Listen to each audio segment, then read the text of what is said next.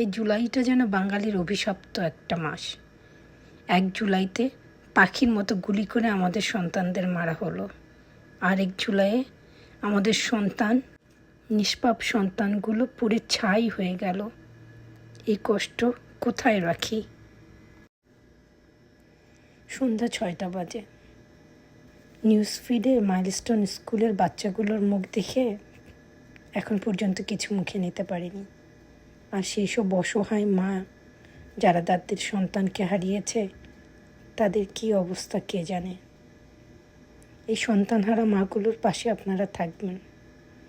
যার যতটুকু সামর্থ্য আছে তা দিয়ে তাদের সাহায্য করবেন। নিষ্পাপ পুড়ে যাওয়া বাচ্চাগুলোর যথাযথ চিকিৎসার ব্যবস্থা করতে না পারলে আমরা যে সারা জীবন দায়ী থেকে যাব ওদের কাছে। তারাও হয়তো আমার মতো সন্তানের পছন্দের খাবারটি রান্না করে রেখেছিল। সন্তান স্কুল থেকে আসবে, খাবে। তারা আর কোনো দিন বলতে পারবে না, আব্বু তোমার খাবার রেডি, খেয়ে নাও আগে।